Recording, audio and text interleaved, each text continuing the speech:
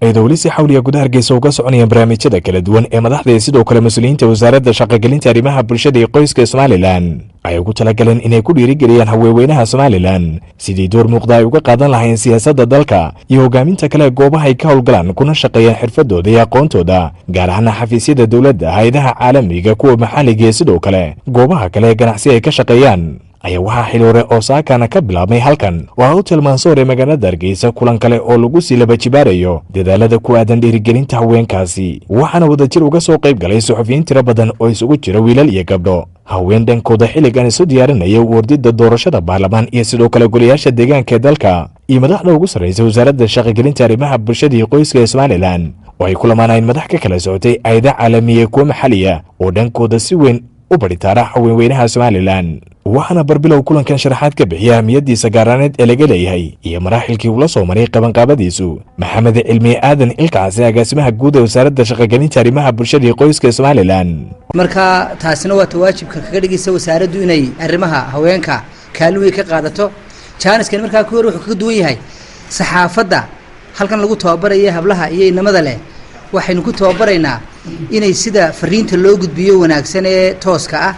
ilaa xataa eriyada la isticmaalayaaba muhiima markay noqoto arrimaha bulshada iyo haweenka iyo tusaale ahaan siyaasadda oo kale maxaa la isticmaalayaa eriyada la isticmaalayaa sida loo isticmaalayaa guud ahaanna haweenweynaha saddex xisbi qaran halkan joogana waxaan ugu mahadnaqaynaa kaalinta ay ku leeyihiin inay codka haweenka kor u soo qaadaan ka barnaamijka dawladduna oo ka go'antay in haweenka laga qayb geliyo siyaasadda mar labaad iyo saddexaad waxaan idinku mahadnaqayaa tababarka inaad ka faa'iidaysataan mid midho dhalan noqdo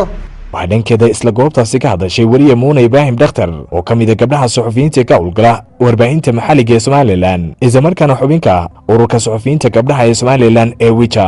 waxaan qaban jiray barnaamijka la yiraahdo codka haweenka kaasoo haween fara badan aan ka qabtay in yar baan ka qabinta halka maanta fadhida haddaba haweenka arrimahooda waan u koorgalay anigu wax badan waan eegay arrimaha kootada imika ugu dambeysay ee laga hadlayana waan u koorgalay oo nafiisi ka mid bahay dadkii aan maxaa la yiraahdaa aan ka wareystay xogta marka hore haweenka waxa hortaagan qodobka 8aad baa markasta la leeyahay marka qodobka 8aad haweeno bal iska rab istaagan ilaahay oo qodobka 8aad sidii aad bal dhinac uga leexanaydeen falowgeed qabso marka hore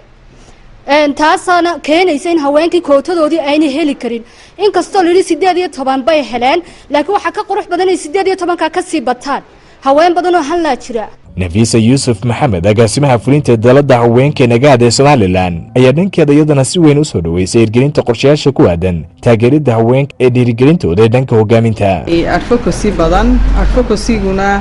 waxa muhiim u ah miidiyaha marka runtii waa arrin wanaagsan waanu soo dhaweynaynaa waanaanu kala shaqaynaynaa cid kasta oo arrinta haweenka ka shaqaynaysa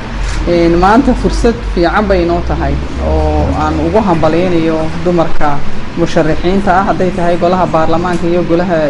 deegaankaba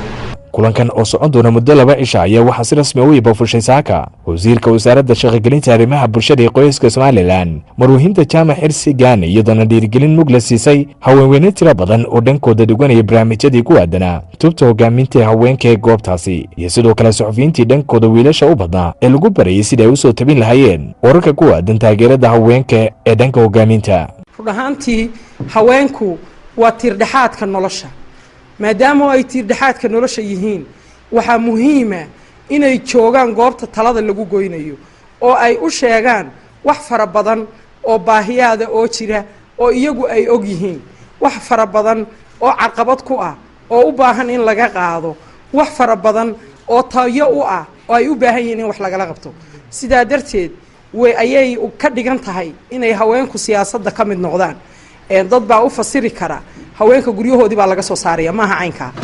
habluhu waa hablo islaama maadaama oo ay inantu islaam tahayna waxa ku waajiba inay ahaato inan suuban oo dhaqankii rasuulka calayhi salaatu wasalaam ay haweenkii markaa ugu arriminayay lahaayeen ku siman ku sugan oo ku sifaysan